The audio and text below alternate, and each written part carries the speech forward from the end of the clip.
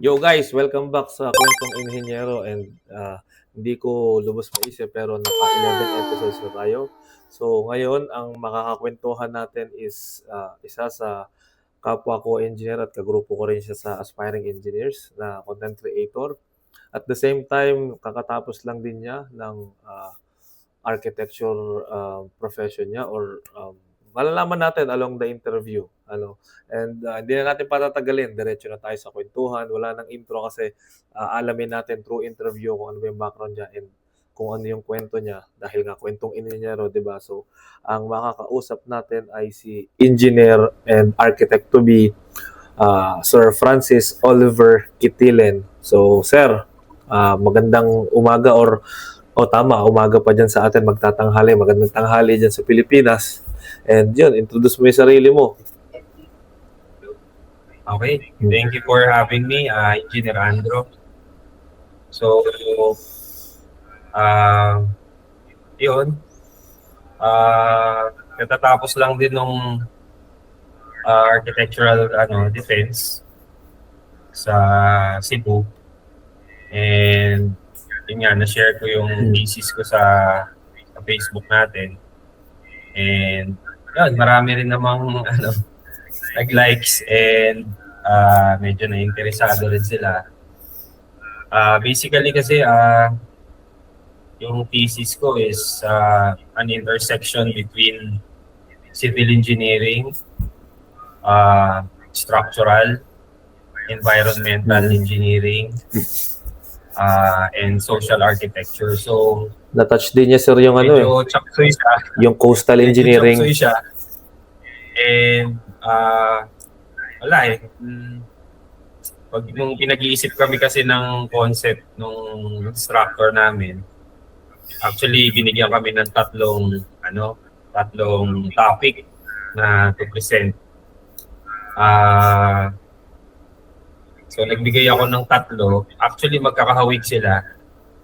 Ang napili nila is yung yung sa coastal node na tinatawag. Actually yung dalawa ko pang topics is related to this thesis. Pinost ko rin siya sa Facebook page ko. It is part of a somehow urban typology na different locations, different specialized functions, pero it's part of a parang overall urban resilient typology. So itong thesis ko ngayon is about coastal resilience. It's an in situ relocation of informal settlers within the site, kaya in situ. At the same time, dinesign natin yung frame niya to resist the what we call the Manila Trench-induced tsunami. So, ang nabibigyan lang kasi ng pansin ngayon is yung the big one eh. For the longest time, yung the big one sa West Valley Fault, yun lang yung nabibigyan natin ng atensyon. But based on my research, there is a megathrust subduction zone located somewhere bandang Bataan yan. So ito kasi nagbe-build up ng pressure to tsaka ng energy, and once mag-snap to, yung tsunami is papasok to sa loob ng Manila Bay, and direktang maapektuhan yung mga coastal communities natin. So, ito yung napili ng professor ko. The other two was, isa yung basin node. It is primarily located on low-lying areas of Metro Manila. So, somehow similar to Japan's concept na mayroong underground massive water tap. And then yung upper slab niya is community area. And then another node is yung river node. So ito kasi ah medyo medyo critical din tong mga issues sa river.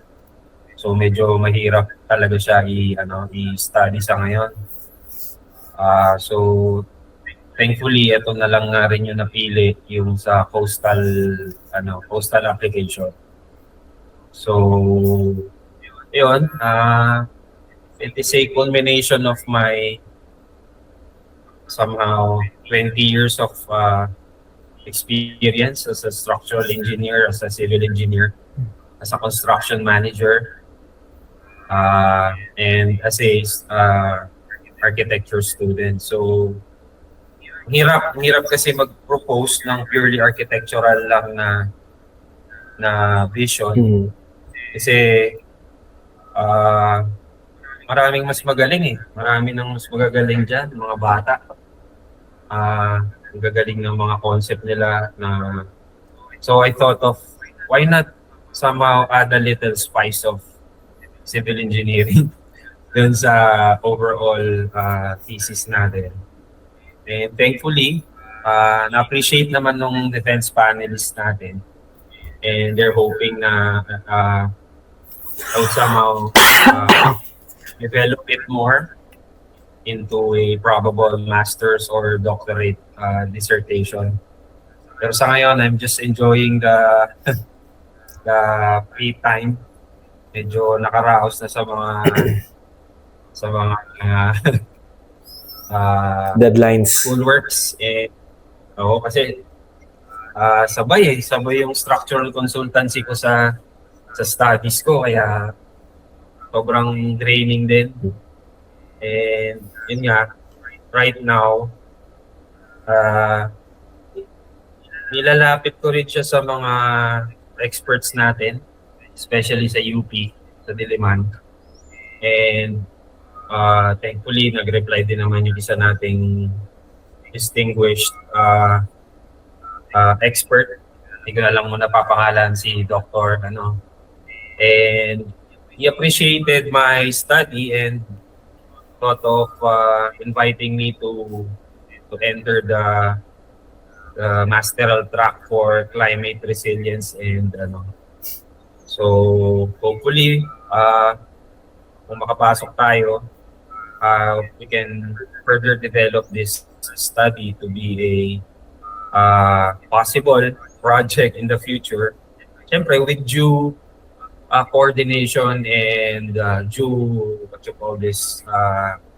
conversation with other trades, the other disciplines, yung mga urban planners natin, yung mga architects natin sa UAP, engineers natin sa PICE, and especially yung mga specialists natin sa ASEP, sa SEAD. So I'm just being hopeful and positive now. Probably one day, if given a chance, we would construct a pilot node in Manila Bay, and kung ma-appreciate, mabigyan ng funding worldwide ng mga institutions. So that would be the greatest goal. And hindi lang kasi Philippines ang target nito. Actually, I am thinking beyond our country, and yung application kasi nito is worldwide coastal regions. Tsunami is a worldwide threat. So if this gets fully developed, everyone would benefit from this. So I'm so thankful for you, Engineer Andrew, for giving me the platform to even speak in front of your followers, your distinguished mga associates, to be able to somehow give light or give a sneak peek into my somehow crazy and unique thesis. Oo, maganda siya. So yun lang naman. Maganda siya, sir. And for me, yung unang kita ko, actually, bago ka nag-approach sa akin, sir, parang nakita ko na siya sa Facebook may mga nagpo-post, and that time engage ako on my other errands, actually regarding sa church. Pero anyway, tapos message mo ako na patulong naman i-share. So sabi ko, okay sir, okay sir, ano pala yun? na, na EU pala yun. And then sabi ko, ay, suportahan natin to. Ano siya it will merge, yun nga, a lot of discipline. And, coastal, gaya nga sinabi mo, diba, environmental architecture. So, I have a lot of questions in this thesis na meron ka, sir. Pero, before that, kwentong ano muna tayo, pag-aanin muna natin, binagsakan mo agad ako ng mga ng mga matitinding idea, which is I appreciate, which it means engaged na engaged ka, so thank you din. Pero, bigyan natin ng konting background yung mga manonood nito. Siguro may mga 5 na manonood nito. Sino si Engineer Francis at paano siya nag-come up para maging engineer, and what pushes you para maging architect? Kwentuhan lang para tayo nagkakape ngayon, sir. Kasi ano yan long story yan, pero it can be traced with maybe 35 years ago. And my childhood. You mean my lifetime ago, sir? Yes. So, growing in a company provided housing na medyo syempre cramped, medyo I dreamt of, di ba, lahat naman ng bata dreamt of having a better living conditions, mga ganyan. So I don't know if someone exposed me to architecture or how did I know of it. Pero back then, I remember I wanted to be an architect for the sole purpose of building a house for me and my mother. So it's not about really parang, siyempre yung commercial sense mo nun, wala pa, bata ka pa eh. Mm-hmm. So it's just very personal and familiar lang yung goal mo that time was to just be able to build a nice house for your family, ganun lang. And years passed by, medyo may konti tayong inclination sa arts. Bata tayo. I would normally join poster making contest, mga art contest sa school, ganyan.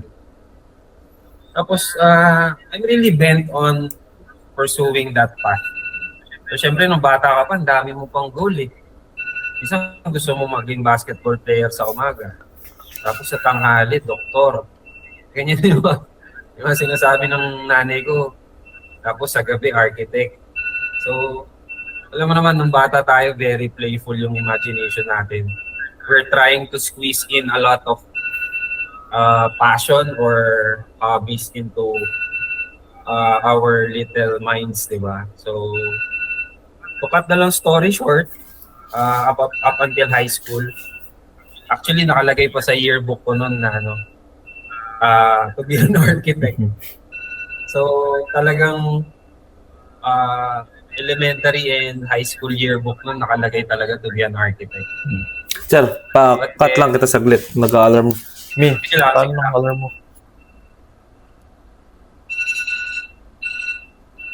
Recorded naman. Yan, ang ganda ng recorded eh. Pwede natin i-edit out.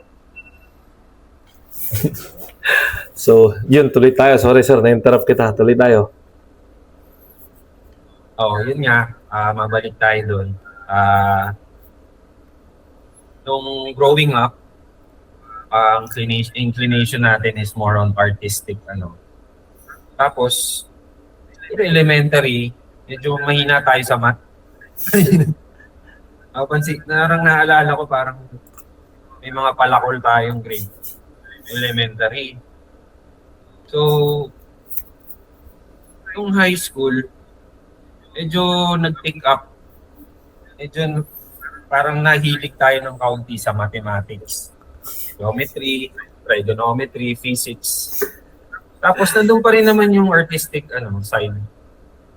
Pero sabi ko parang nakakahiligan ko na tong mga calculations, algebra. Tapos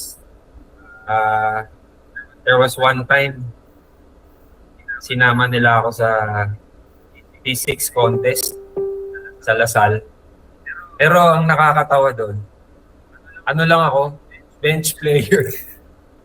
Kasi yung tatlo naming, actually valedictorian, salutatorian, tsaka yung isang, sila talaga yung naka-line up. Tapos yung teacher ko, the physics advisor of that team who happens to be my advisor, shout out to my favorite teacher, Ma'am Capistrano, if you're listening, from Lourdes School, Quezon City.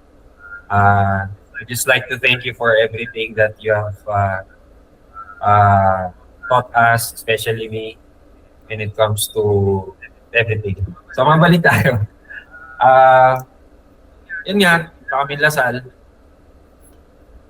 Tapos kasama ko si Ma'am NJ, yung professor, yung teacher ko.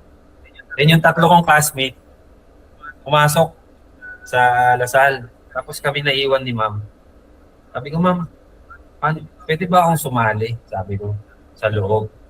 Kahit isang question lang or question lang. Tapos sabi niya, pag may namatay na isa, pwede kang pumasok. So, it was a very memorable and candid experience for me.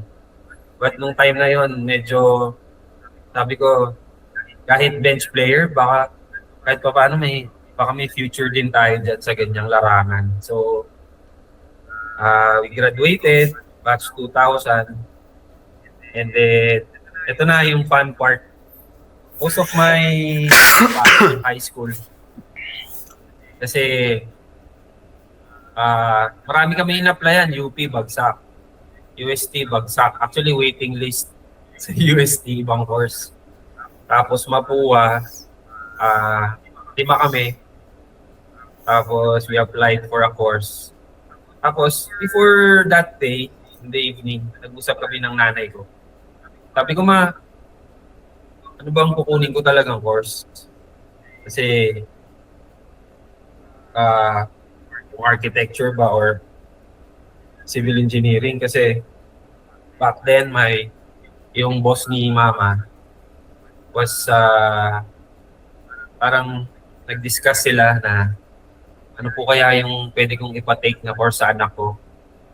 So sabi nung boss niya, sabi, ano bang hilig ng anak mo? Mahilig po mag-drawing. Tapos mahilig na rin sa math. Sabi niya gano'n. Engineering yan. Civil yan. Sabi daw nung boss niya. Tapos sabi ni Mama, so kinuwento niya sa akin. Kasi quoting them sabi, pag nag-CE daw ako, pwede raw ako mag-professor, agad-agad. Hindi na raw ako mag-exam ng education. I'm not particular kung ganun din sa architecture. Hindi ko sure. Pero yun yung sabi nila that time. Tapos, in demand daw sa Saudi. So, makapag-abroad agad, ganyan. So, syempre, that time, ito natin talagang kahit pa paano makaipon, ganyan. And, so, baon ko yun, no? Binaon ko yung payo ng mother ko na civil. And, at the back of my mind, sabi ko, archi pa rin ako, sabi ko. Kasi yun talaga yung dream ko, sabi ko. But then, syempre, nakikita ko naman yung mother ko, magastos By that time, ang norm is that magastos mag-archi kasi mahal yung mga gamit, di ba? Mahal yung mga tools and all that. So, papunta kaming Mapua, baon ko sa isip ko, yung practicality over passion. So, up until yung mismong pag-fill up ng form, hindi ko talaga alam yung isusulat ko na course. Kaya, nung nag-uusap kami ng mga barkada, ba't ang tagal mo fill up? Hindi ko kasi alam sulat ko eh. Kasi archi talaga gusto ko, sabi ko gano'n. Tapos nung parang naimasmasan ako, sinulat ko talaga, BS Architecture, gano'n. Tapos parang nakita nila, 4 sila eh. Shoutout sa inyo mga tropa pips. 4 sila. Parang sabi nila, huwag na yan. Huwag na yung RT. Civil na lang para pare-paras tayong contractor in the future, sabi. So, at time kasi, di ba, hindi pa uso yung idea na pag-architect, contractor. Eh ngayon, open na for all, di ba, yung construction industry. So, a lot of architects are really excelling in that field, di ba? And same goes with our civil engineering peers. Marami na rin nag-excel. It's just a matter of how the client would see the project, di ba? Kung saan niya nakikita yung benefit of getting a civil engineer. So, that would be, pwedeng ibang session, ibang topic yan, di ba? Siguro sa Ibang usapin yan. Siguro sa podcast mo, sir. Pero for now, let's focus on the thesis. So, and the journey on how I arrived there. So, nung nag-fill up na ako, very candid yung moment. Binura ko. Kasi nang ibabaw sa akin that time yung practicality. And yung mas matipid, sabi ko sa sarili ko. Kasi influence ng tropa. Maybe I can pull this off kasi bench player naman ako ng physics team. physics team namin eh. So, baka makakayanin ko naman yung CE kasi alam ko mahirap yan. Mahirap sa math, mahirap sa sasantabi ko muna yung artistic side ko. So, ayun na nga. Natuloy tayo sa CE. Tapos, there was a post na, yun nga, shinare ko sa Facebook yung regarding the civil engineers, architectural journey. Just to get a glimpse of that post. So, share ko lang din sa'yo. So, yun nga. While I was doing civil engineering, nakikita ko, napapadaan ako dun sa architecture department ng Mapua. Nasa 4th floor sila.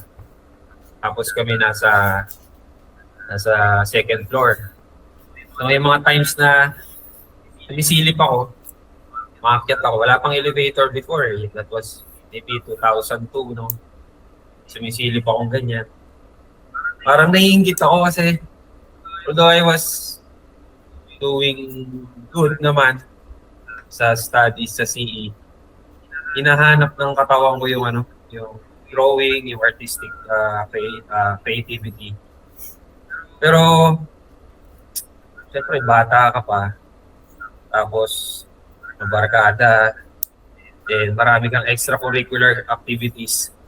So I saw architecture as parang hindi na siya nag-fit dun sa lifestyle ko. So sabi ko, parang pag nag-arty ako, nag-shift ako, baka mawala yung basketball ko, mawala yung mga lakad ng hindi ako makasama sa barkada, mga ganyan. Tapos, I was really doing good naman sa CE. Kasi tawag doon, pag papunta ka na sa mga major subjects, mga gano'n na. So, you're beginning to appreciate the civil engineering profession once you step into the major subjects. So, that time, medyo nag-dwindle down yung desire. Pero sabi ko nga, maybe in the future, kung wala rin or magka-oras or magkaroon tayo ng chance na makapag-take.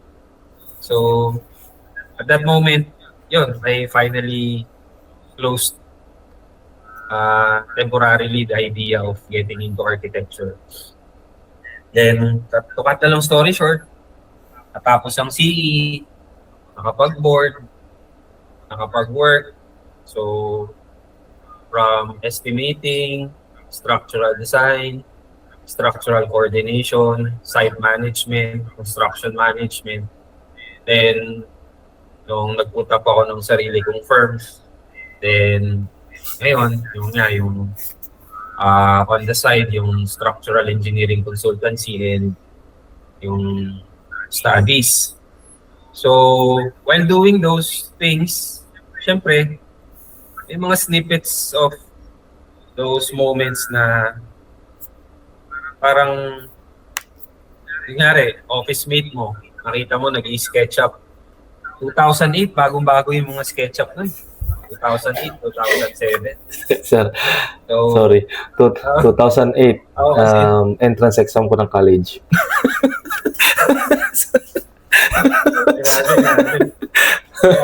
ano eh, Pero idol. anak na talaga kita eh. Yun. So, hopefully, I am bridging the yung age gap natin kahit pa paano. Oh, sir. Sa Young at heart naman eh, no? Nakaka-relate ka dun sa journey. Sir, Yun nga. I mean, ano lang, makasingit lang din. While I was Sorry, makasingit lang din, sir, kasi kanina ko pa gustong i-share kasi pares tayo ng storya eh. So, nung elementary ako, I mean, basketball player din ako. Player ako ng barangay namin and sa mga liga-liga is na MVP na tayo ng ilang beses. And then, bukod sa basketball is nag-taekwondo ako ng elementary. So, I'm very playful. But at the same time, at the same time, hilig ko yung science. No? Dati gusto ko maging scientist. Pero at the back of my mind, parang gusto ko gumawa ng magandang bahay para sa parents ko. And then ayoko din ng math. I mean elementary, parang magkaaway kami ng math. So, pero hindi naman bumababa ang grades ko kasi that time. Parang nawig yung journey. Yes, sir. Yung sa akin naman, reward basis. Si mother is lagi siyang may sa akin, may quota na kapag na-hit mo tong grades na to, kapag ganito yung lowest grade mo o bibigyan kita ng gusto mong console or gusto mong I mean, medyo social yung console pero family computer yung naibigay sa akin noon, and then yung mga sapatos na gusto ko and all. Basically, ayoko ng math pero somehow okay yung grades ko nung elementary. Tapos ang pinaka-ayaw ko talaga social studies pero along the way talagang ayoko. And then yun, nagbabasa-basa lang ako ng libro and then playful nung elementary. Tapos nung college until algebra, ayoko pa rin. Then pagdating ko ng high school, I mean, nasa high school na, sobrang late bloomer mo ha. Sir. Sa geometry, parang yung mga classmate namin is ang sakit ng ulo pag intindi nung di ba, yung congruent, similar, dissimilar, yung parang ipoprove mo na kung bakit sila equal. Di ba may ganun? So, may mga classmate kami na hirap na hirap. Yes, sir. And then, parang sakit sa ako din, hindi ko maintindihan ba't nagagawa ko siya ng maayos. Kumbaga, nasasagutan ko siya. Tapos, parang dumating sa point na ang kasama ko lang na nakakaintindi ng parts na yun is yung valedictorian namin tsaka yung salutatorian, which is both chemical engineers ng UP. Anyway, yun. Tapos, dumating yung third year, yun, na-inlove na ako sa math. Trigo. And then back then, computer, era namin yung maraming computer, so Dota player din ako. Sabi ko, gusto ko maging computer engineer. Then, physics, fourth year yun, nagustuhan ko rin yung physics. Sabi ko, dahil physics, sabi nung yun. Pag nagustuhan mo na yung civil engineer. Oo, sir, yun din eh.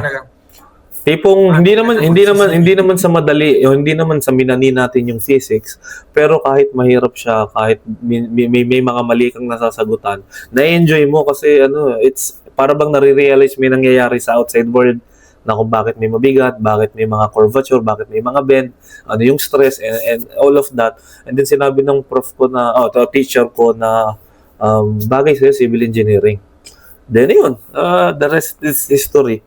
Then college, civil engineer. So anyway, balik tayo sa storya mo, sir, dahil ikaw bida. Siningit ko lang kasi similar nga yung kwento natin. So Ang galing kasi meron kang distinct path na pag kinumpara mo sa iba, parang iba, pero parang sa atin, kawig yung, yes, sir. Kawig yung journey. Paras tayong active sa basketball, very playful, ganun. Tapos, yung parang one struck of a parang magic, parang bigla ka nahilig ka na sa math. Yes, sir. Parang nabuksan yung isang side ng brain mo into that side of intellect mo. So, nakakatuwa kasi marami palang ganun din na late bloomer. Late bloomer. Pero yung mga social studies and English and all, it's wala talaga. Bare minimum. Pero kaya nga tayo hindi nag-abugas hindi tayo nag-English major kasi hindi natin kaya yung mga ganun. Pero sa sir, sa contracts, sa consultancy, sa project management, saka sa contractual part, napakahalaga, 'di ba? Isang word lang. Actually, sa damage nga, 'di ba? Yung damage is material. Hindi pwedeng ma-misconstrue yung statement mo. Kailangan. Sabi sa yun, talagang detalyado at properly worded, 'di ba? Yung salitang maintain tsaka ng obtain. Engineer, huwag mo sabihin mag-aabugas siya ka. Hindi sir, hindi na kaya. Baka may mga kilala akong bigla na lang nag-take ng loan. Hindi na kaya sir, actually masteral nga gusto mag-masteral pero dadating tayo diyan. Pero anyway, balik tayo sir. So siguro pahapyawan na lang din natin, by the way, si Engineer Kitilin or si Sir Francis is content creator din. So nag-uumpisa na siya. I believe he will be having his podcast. So sir, i-promote mo na din yung podcast mo. Meron tayong 5 viewers. Oo. Sa ngayon, I'm trying yung sa personal page ko muna sa Facebook. Or I'm getting the feel of it, yung papunta doon sa vloggerist era natin. So medyo busy lang kasi pa may mga inaayos tayo mga engagement. And pag naka-settle down na, ita-transfer ko lahat ng content doon sa sa public page ko, yung kung malocate nyo yung Kinnear page, QUINEER. So i-flash natin yan. Sir. Actually, tinatanong ako bakit Kinnear? Kasi yung QUI yung apelyido ko. Tapos yung near, engineer. Tapos syempre hindi pa naman ako nag-ALE. Hindi pa ako nag-board exam. Wala pa yung AR sa harap. So kung makakapasa sa board, Kinnear. ng architecture, gagawin kong Kinnear. So para siyang architect na engineer. In a way, personalized branding siya. So right now, syempre, we respect the legalities of the profession. Syempre, how can you respect the profession if hindi mo kayang panindigan sa lahat ng aspeto? So by the mere fact of taking architecture, by default, I am placing myself in that particular situation na in the future magiging advocate din ako ng architecture profession, di ba? So right now, syempre, we have to be courteous and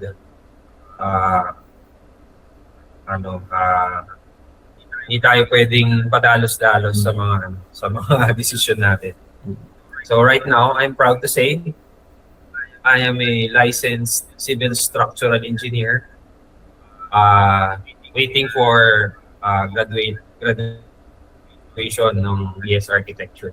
So sabi ko nga, you don't have to arrive at the goal to enjoy the journey, di ba? Yes, sir. Sometimes while getting there, you can enjoy, and sometimes nandun din yung saya when it comes to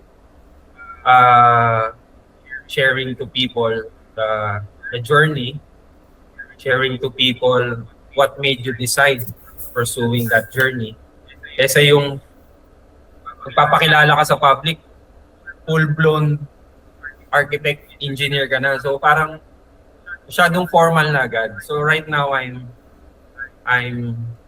parang ini-introduce ko yung sarili ko as a civil engineer's architectural journey. So Ayos na siya. there's no harm in admitting na you're not there yet, di ba? There's no harm in saying that, and actually you're making yourself vulnerable pa nga, di ba, sa mga bashing na bakit ka pa nag-take?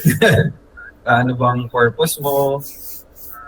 As I explained a while ago, yung start ng vlog mo, it is a very personal reason, and it can be traced back to my childhood days. So I'm proud to say na I'm on that journey, finally completing a milestone, di ba? Sabi nga nila sa Tagalog, di ba, yung malayo pa, pero malayo na. Oo. So I just want to inspire other kids na siguro, marami rin siguro sa mga viewers natin na they took a different path in the start, tapos they're finally realizing yung talagang dream course nila. Yesterday I saw a post from PRC, yung idol natin na si Engineer ECE. Ngayon nag-board exam siya ng CE, 48 na siya. So after almost 3 decades, di ba? He had the courage to pull the trigger and take on civil engineering. So kanya-kanyang Timing. pangarap sa buhay. Yan. Oo, kanya-kanyang timeline eh. Ika nga, huwag mo ikumpara yung timeline mo sa timeline ng ibang tao kasi magkakaiba tayo ng karera eh, di ba? And once kasi kinumpare mo na yung sarili mo sa iba, nami-minimize mo na yung plano ng Diyos sa buhay mo, di ba? Kasi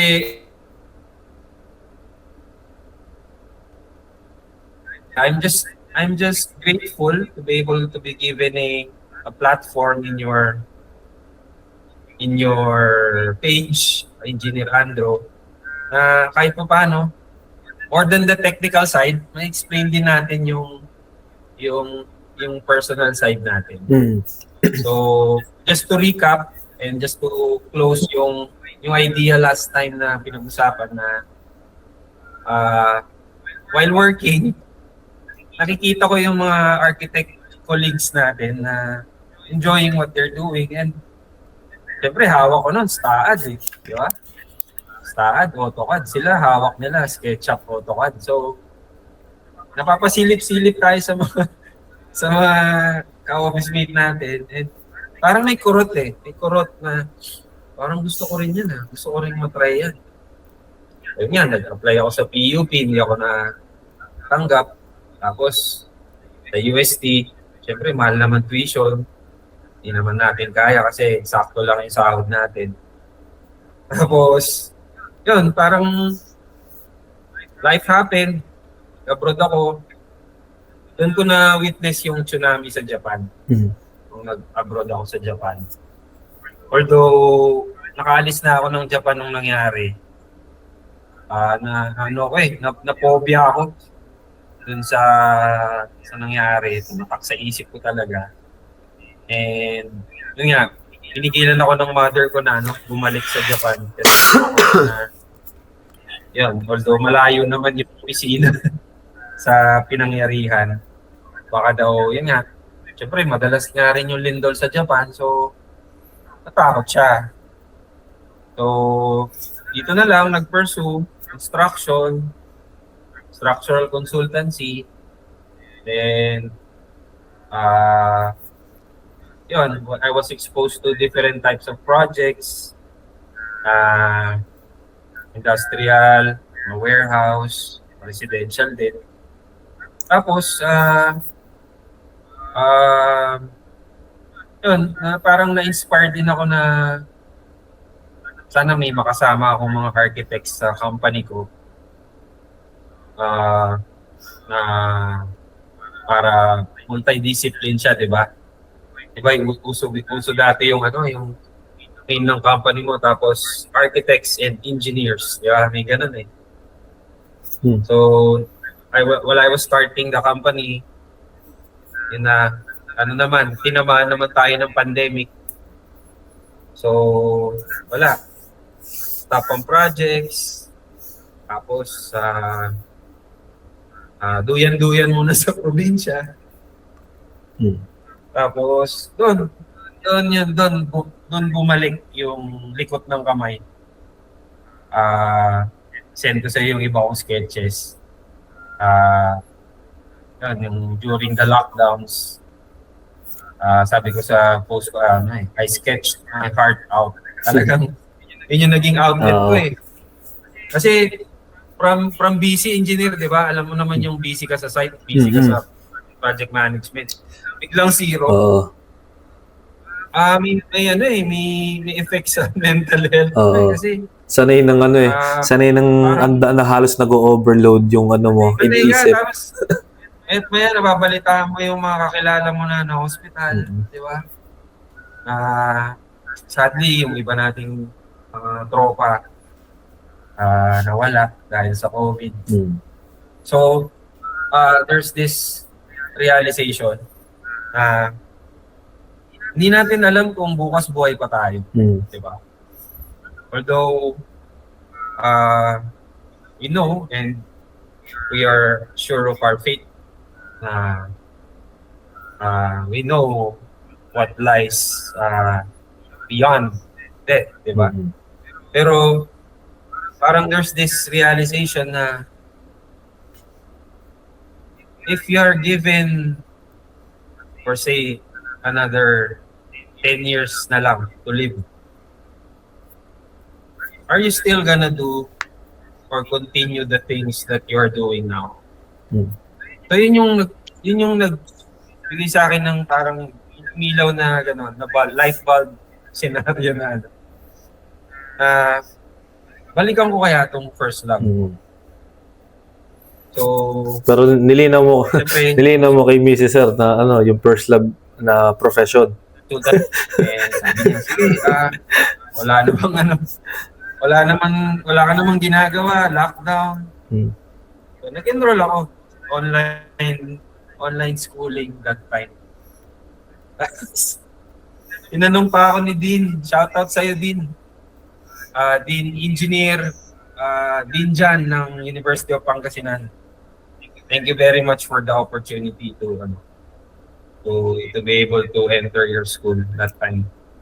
So one-on-one kami ni Dean sa school. Walang ibang tao kasi pandemic nga eh. Kaya lang sabi niya, punta ka dito sa sa faculty and pag-usapan natin yung So, syempre, ang tanong niya lang sa akin, parang, sure ka na ba? Sure ka na ba sa gagawin mo? So, bumalik yung yung nag-flashback yung year 2000 na kausap ko yung mga barkada ko sa Mapua, di ba? Na, sure ka na ba dyan sa course mo na Archi? Ito, baliktad. Sure ka na bang mag-Archi ka after civil engineering? Pinawisan ako ng malamig engineering. Ang time na yun. Kasi parang sabi ko, may punto si sir. Kasi contractor ka na eh. Consultant ka na. Why bother taking on the architecture role, architecture journey? 5 years yan eh, di ba? Tsaka puyatan, 5 years. Imaginein mo, tapos nakwento niya pa sa akin, may isa akong estudyante, kaparehas mo. Ayun, sumuko na. Sabi niya gano'n. So, sabi ko parang, tama ba itong ginawa ko? Iisip ako eh. Hawak niya na yung, parang, ano ba yun? Yung list of subjects, tapos parang may chechikan na lang siya na gano'n. May pirma na siya eh. Tapos parang chechikan niya na lang yung subject na, sabi ko, we don't hold the future. We don't hold our lives. Hindi natin alam kung bukas nandyan pa tayo. The only thing that mattered to me that time was if I die, I would die doing the thing that I love. Yun lang that was the main motivation. Sabi ko, makapasok ako ng architecture, magka-COVID ako, namatay ako, first year ako. And that's it, di ba? In your deathbed, walang regrets. Kung hanggang doon lang yung buhay na inalak sa'yo, di ba? At least, kahit design one, nakatungtong. So, nakaraos ka, di ba? So, with the grace of God, nakatapos naman. Maraming ups and downs. Trabaho, financial, pagod, sickness, siyempre nandiyan na yung mga problema sa site, problema sa workers, problema sa clients. May time, there are a lot of times gusto ko na talagang sumuko, stop it, throw in the towel. Pero sabi ko, masyado nang malayo masyado na tayong maraming sinacrifice na pagod para sumuko pa. So, I hope, yun nga, I can somehow motivate din yung mga followers natin dyan na talagang laban. Kahit gaano kahirap yung mga hindi pinalad na makapasa sa CE licensure nitong March, laban lang. You have all the time in the world, ang babata nyo pa. Ano ba yan? 6 months lang naman yan eh. Review lang, di ba? Take ulit. Hugging lang naman yung mga grade nyo. Di ba? Kayang-kaya na yan. Di ba? Tingnan nyo na lang ako, di ba? Si Tito Engineer. At 42. Imagine at 42. I'm still, di ba? Going hard for my architectural dreams. So yun. Yun nga. Mabalik tayo dun sa thesis. So actually sir, talaga, paano lang? Sorry. Sige. Actually, ang ganda ng kwentuhan natin. Parang naisip ko, magdalawang part na tayo kung okay lang sa'yo. Kasi walang problema. halos 40 minutes na, pero nandun pa rin tayo sa journey mo, which is encouraging, di ba? So, I mean, ikakat ko to. Pero kumbaga mag-focus tayo, na-develop ko na rin yung title natin dito na A Civil Engineer's Architecture Journey. or and then i-part 2 na lang natin yung thesis mo. So siguro ngayon kasi yung nitty-gritty technical pwedeng part na yun. may therapy na rin kasi yung anak ko, sir. So mabibitin tayo. So thank you very much. Hindi, ano tayo, sir? Ayoko naman naputol kita. So i-focus natin ngayon yung journey mo na lang muna ng architecture. So ngayon, ibabalik ko, magtatanong ako sa'yo para meron pa. Tapos, after mo masagot, pakiramdaman ko kung paano i-exit. So, actually, sir, may tanong ako sa'yo. Ngayon, di ba, nakagraduate tayo ng civil engineer, pumasa, nagtrabaho ka, you did your expertise on structural engineering, and sabi mo nga, contractor ka, tapos consultant ka na rin. Di ba, pag nakagraduate, and unang tanong ko, kapag pag kumuha ka ng architecture, ilang taon ang kailangan mong i-take para makatapos ng architecture? Di ba, may mga subject ka dyan na makakredit, di ba? So, ilang taon pa kailangan? Maraming na-credit na subject, lalo na yung mga design, RC, steel, di ba, yung mga construction management.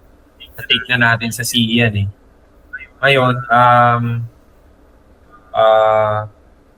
ang main curriculum kasi ng architecture is yung design talaga, yung design 1 to 10. The problem is that hindi mo pwedeng pagsabayin yung design 1 and 2 sa isang SEM. Kasi one design subject lang inaalaw per SEM. So, kahit yun na lang ang hindi mo nakuha, design 1 to 10, it will take you 10 semesters to be able to finish. Not unlike kung nag-architecture ka muna, tapos naisipan mo na ayoko pa mag-work, gusto ko pa mag-aral. I want to take on civil engineering. 2 to 3 years daw. Yun ang sinasabi ng iba. 2 to 3 years. Kasi maraming subject tayo sa CE na, di ba? Pwedeng pagsabay-sabayin. So, yun lang. Talagang heavy on calculations talaga yung curriculum natin. Whereas, yung architecture profession is anchored on creativity, yung design approach ng holistic approach, 'di ba? Pero hindi ko rin sinasabing walang computation ng architecture kasi marami tayong ino-consider na codes. 'Di ba? National Building Code. Sine-check din natin yung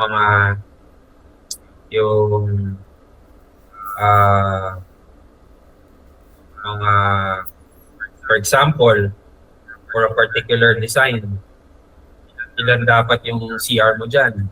Ilan ang fire exit mo dyan? Diba? Ilan ang square meter allotted mo for single family? Diba? It may not be too much, it may not be too, if I may say, hindi siya ganun kasakit sa ulo kumpara sa steel design, RC design, theory of structures. Pero hindi siya purely creativity lang. Kasi architecture is bound by physical laws. Architecture is art that is bound by physical laws of physics, laws of math, di ba? And nandiyan din yung constraints natin ng site restrictions, di ba? Site context, kumbaga, client requirements. So, may controlling parameters pa din. Kumbaga, siguro kung isa layman's term, it is the artistic way of doing science. Parang gano'n, no? Ewan ko tama ako, sir. You have a point. You have a point dun sa sinabi mo. Pero marami kasing angulo ito eh. Maraming school of thoughts na... Actually, kaya ko siya sinabing science kasi hindi lang siya kulong sa physics. hindi lang siya kulong sa structure, hindi lang siya kulong sa electrical, 'di ba? May environmental. Ano siya kumbaga, it is the art and it is the face. And it is the physical ano ba? Physical representation nung pinagsama-samang science for me. If I will design architecture, ayun siya. Yan na, ang aking anak. It may not be too deep into a particular discipline. Pero as an architect, you have to know everything. Structural, civil, mechanical, plumbing, Sanitary. and babangga mo lahat yun dun sa design intent mo eh. Yes, sir. Di ba? Nandiyan yung feasibility, economic viability, commercial forecast. Madami kang ino-consider. Kaya, I cannot say that one course is easier than the other. Diba? Kasi Magkaiba talaga eh. hindi siya apple to apple. May mga overlap. Yes. Pero it's not Kumbaga, for example, kung gusto mo nang makakuha ng vitamin C, you can get vitamin C sa orange. At pwede ka rin makakuha ng vitamin C sa mangga. Pero it doesn't mean na pareho ang mangga at orange. Di ba? May, maganda yung analogy mo. So, yun siya, sir. Yun ang isa, actually, yun naman ng medyo talent ko, sir. Medyo magaling ako magpagaan ng analogy para maintindihan, ma-layman's yung mga technical. Pero anyway, sir, balik tayo dun sa tanong ko. Kung tama pagkakaintindi ko, if I am a civil engineer at gusto kong makatapos ng architecture, so minimum 10 semester. So kung semester lang yan, hindi siya trimester, it will take you 5 years. 5 years? Oo. Pero pwede ka naman mag-summer. So kung mag-summer ka, so every year meron kang 3, 9, siguro 3.5 years. Summer.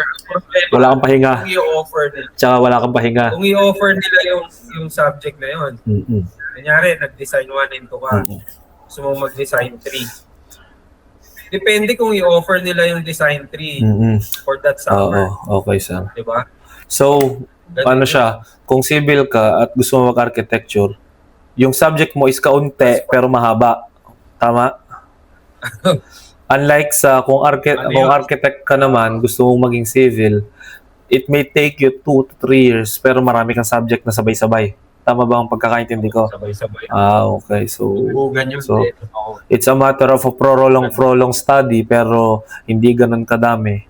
Against mabilisan pero jump pack na sabay-sabay. Kasi pwede mo pagsabayin yung steel. Actually, pagsasabayin mo yung geo, steel, tsaka concrete. Sakit sa medyo ano yun? Medyo maaning-aning ka. Tapos ito pa, sir, siguro last question, then exit tayo kasi actually gusto ko pang pahabain pero yung time natin is limitado na lang. Then I hope magkaroon tayo ng part 2. Pwede pa naman. Oo. Kung okay sa'yo. Actually, sir, mga 10 minutes na lang. Pero anyway, last question ko, sir. 'Di ba sa architecture, after mo makagraduate, kailangan mo ng apprenticeship or kailangan mo ng at least 2 years experience. So, hindi makakount yung experience natin as a civil engineer or dahil exposed tayo sa site. So, hindi talaga. Kailangan clear na ang scope mo is architecture. Honest question for me. That point is, meron kasi silang, I'm not an expert, no? With regards to the ruling, no? Mga ruling sa architecture profession. Pero ang general talaga is that you have to go through the 2 years apprenticeship. Multifaceted ang nila yung track. May project management, may architectural design. I'm not sure, meron pa yatang contracts management. So marami pa. Hindi ko lang pa masyadong na-review yung yung ano, yung program, no? Pero dati kasi ang sabi, I'm not sure I might be mistaken. Ang sabi before, ng mga nauna, third year ka pa lang daw na architecture student, pwede ka nang pumasok sa apprenticeship. Para pagdating mo ng fifth year, pwede ka na daw mag-review at mag-board. Ngayon, iniba daw nila yon, iniba. So sayang nga kasi hindi natin naabutan ganong ruling. Pero siyempre for us, wala namang aksidente. Everything has a purpose, di ba? May plano ang Lord, di ba? Amen. For that 2 years, di ba? I-hone mo yung skills mo, di ba? Tapos, mag-immerse ka dun sa architectural world na bago mo siya i-practice. Immerse mo yan, makilala mo yung mga tao dyan, mga institusyon dyan, di ba?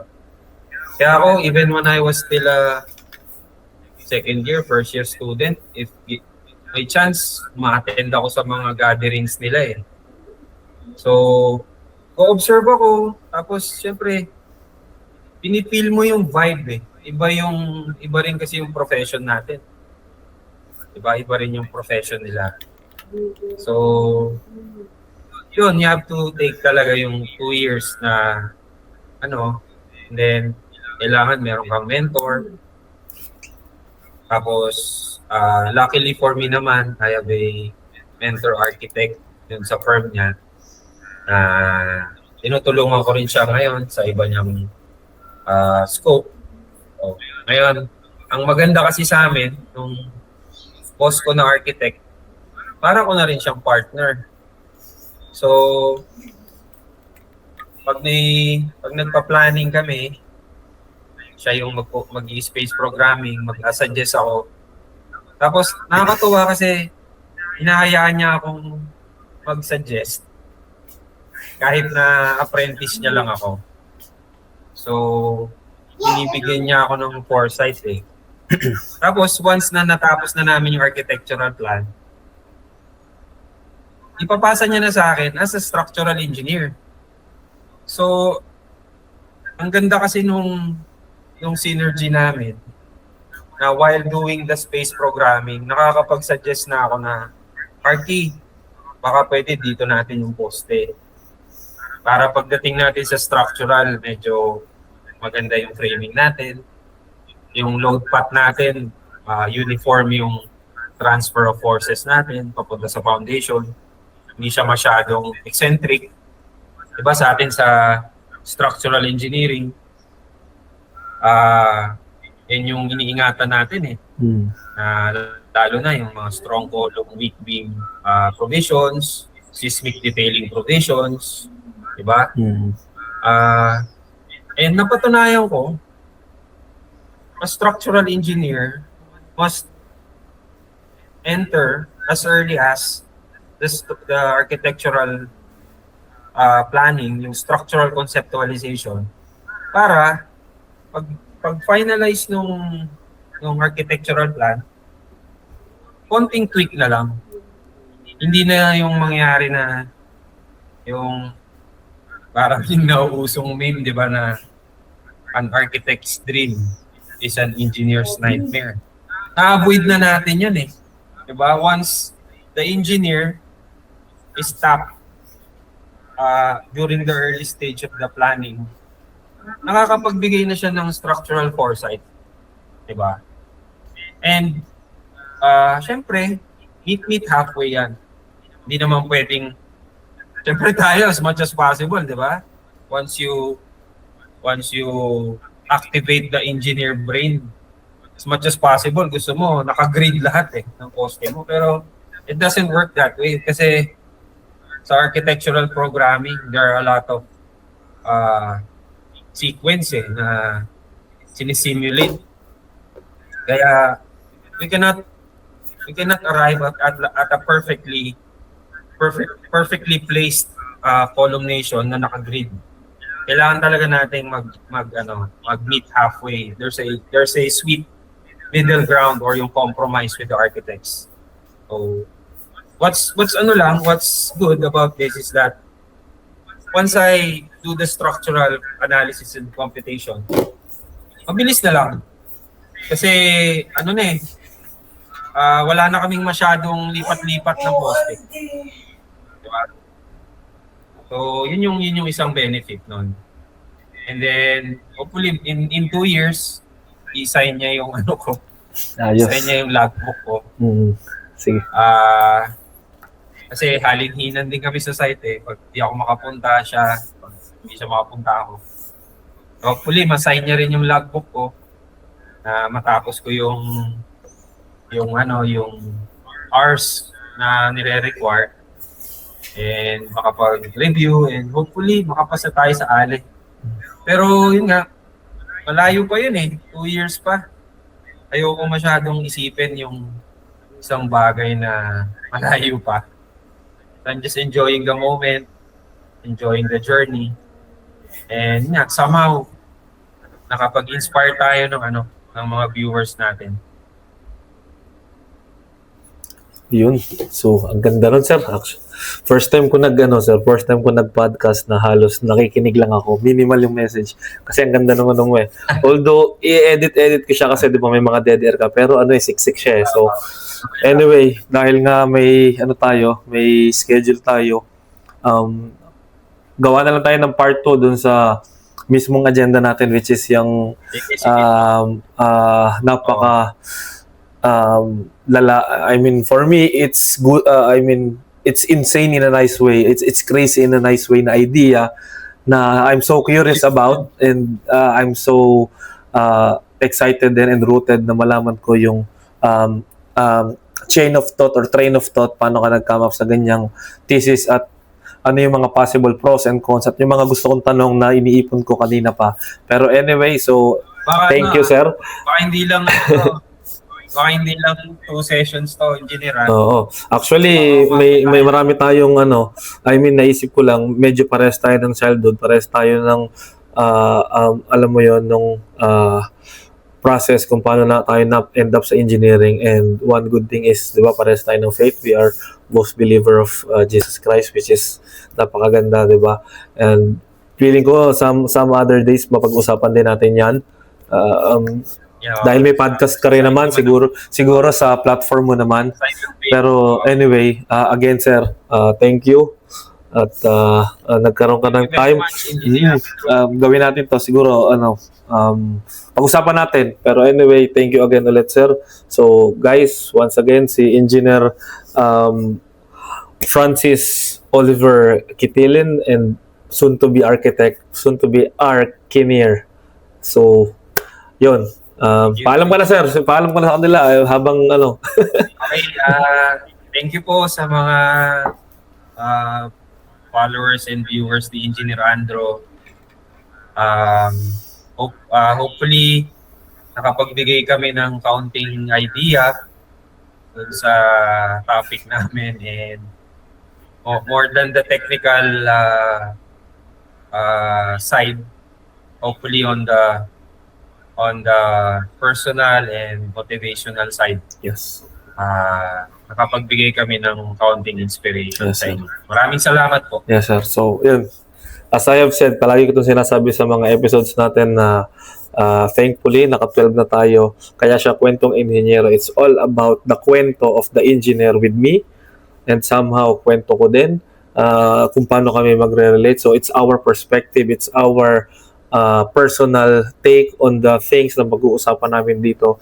So, walang tama, walang mali. It's purely based on our perspective. It might align on the correct things and it might align also on the unpopular things, but this is solely our perspective, kaya siya kwentong inhinyero. So again, sir, lagi ko nalilito ko kung Oliver or Francis, pero anyway, Sir Francis, thank you, and to the viewers, salamat. See you on the next part. Yes, sir. So, exit na ako. Once again, I'm Engineer Andro at ito ang Kwentong Inhinyero. Bye.